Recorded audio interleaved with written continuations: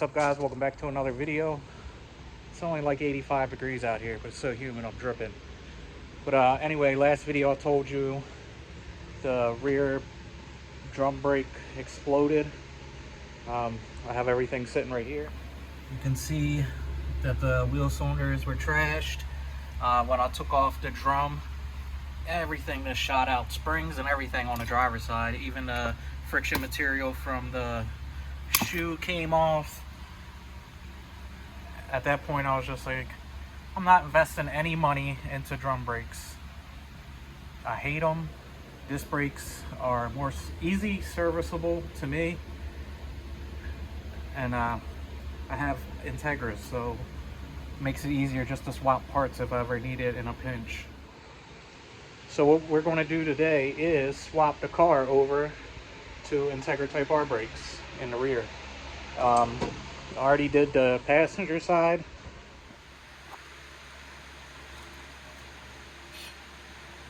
The only thing I'm missing right now is e-brake cables because the caliper didn't come with the bracket, but I'll show you that later on in the video.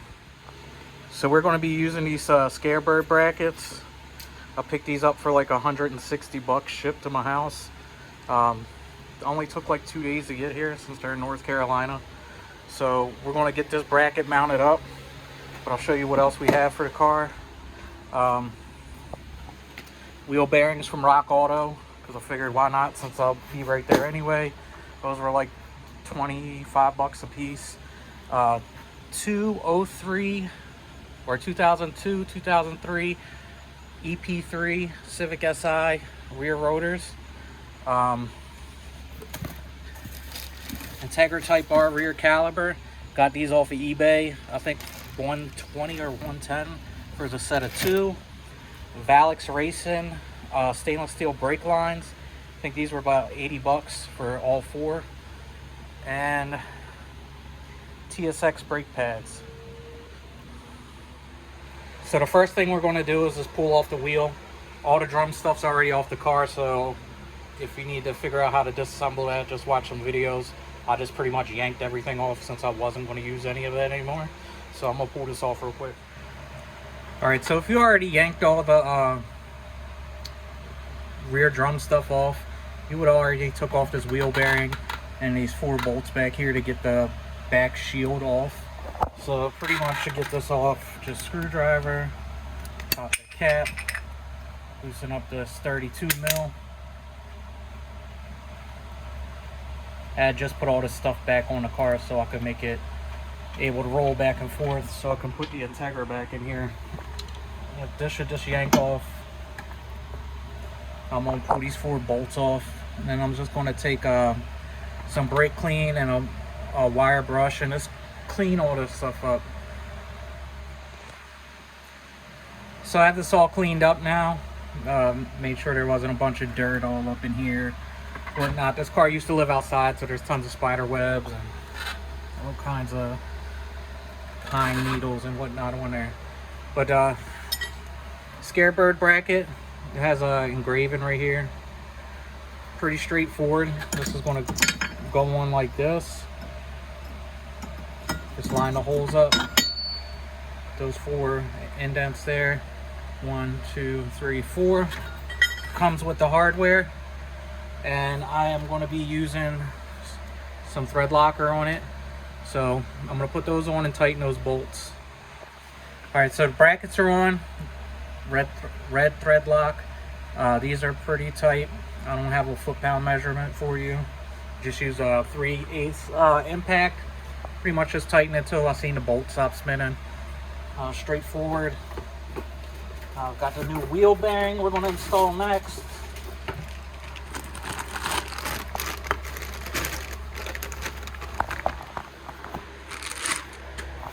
Just some Rock Auto cheapies. These should just press right on. Simple as that. I figured since I was here anyway, this one's still good. The one on the other side, the bearing kind of separated, so I figured why not just get a new one. Make sure you put back on the washer. 32 mil.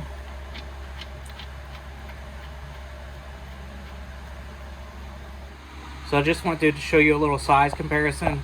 This is a regular 94 up Integra rear rotor, and this is the 0203 Civic SI rear rotor.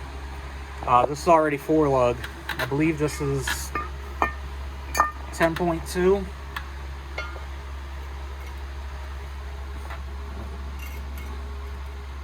You can pretty much see the size difference on there. So this will go right on. Probably want to put a lug nut on there just to hold everything straight.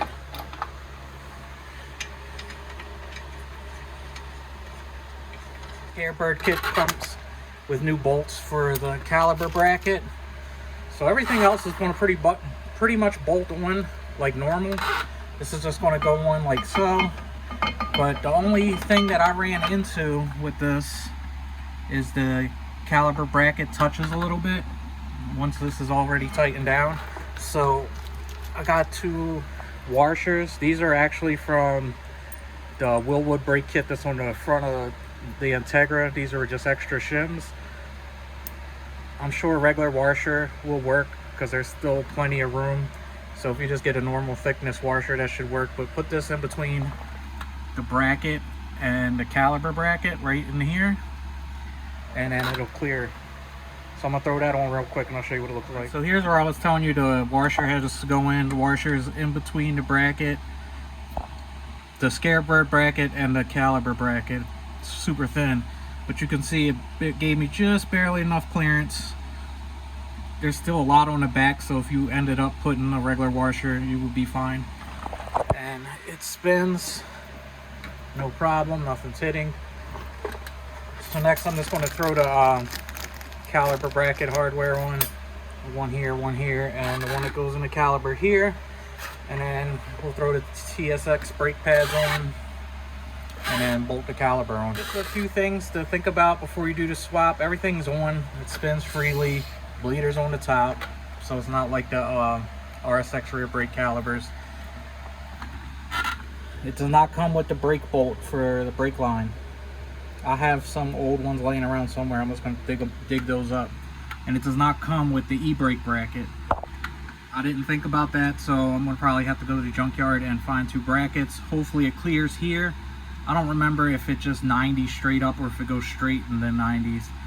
But we'll figure that out when we get to that point. I was told by a member of CRX community that I could use 94 up Integra brake cables. It's just when I hook them to the e-brake, the left one's going to have to run to the right and the right one's going to have to run to the left to take up the few inch difference. I actually have some e-brake cables on the way, so we're going to see if that works. Right now I'm just going to swap out the brake line for the Valix one. Right behind here there's 2 12mm bolts that hold the bracket on. Once you loosen that and loosen this 10 mil up right here with a flare nut wrench, that'll all come off. So another thing to keep in mind if you're using a Scarebird kit and keeping your rear drum trailing arms on these are just 94 up e-brake cables. They'll bolt on fine, but this bracket right here, there's nowhere for it to bolt to, or at least that I found yet. So I'm going to make a bracket for this later on once I get the e-brake cables, and I have to climb under the car anyway. But just keep that in mind, because the way that the factory line bolts on is like that. It's flat, and you can see this one will bolt straight up and down. I could probably break that connection right there and bolt this piece back on and make some kind of holder for the brake line, but we'll see.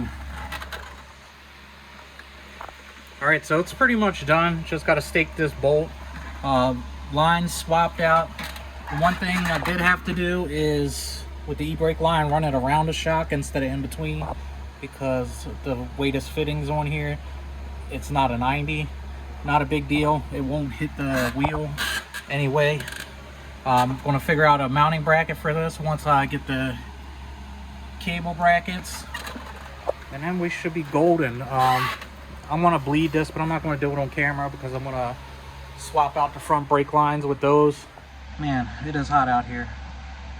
So that's pretty much going to wrap this up. I'm going to bleed it off camera because I plan on installing the front brake hoses in a little while once it cools down a little bit. And I know a lot of you guys are wondering, why are you running 10.2s on the rear and 9.5s on the front? It's supposed to be vice versa. Yes, I agree. But the back needed attention right away.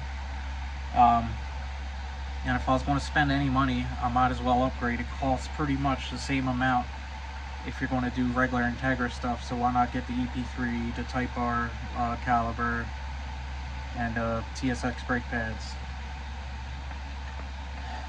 The front I'll get around to. I'll probably end up doing some kind of Type R front, like Mini Cooper rotor, Type R caliber, or Prelude caliber.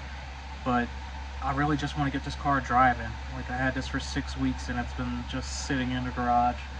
So e-brake cables are going to be next, the e-brake brackets, and then hopefully we get this axle situation figured out. I'll make a whole separate video on that because that's another nightmare. But if you have any questions about this, it was straightforward. Everything was bolt on. Once I bleed it, if I'm able to drive the car around, depending on the axle, I will let you know how it feels having bigger brakes in the rear than the front. And I'll also know down the road I'm going to have to do something about the proportionate valve since it's not a 40/40. But if you have any questions, feel free to leave them down below. Until next time, like, comment, subscribe.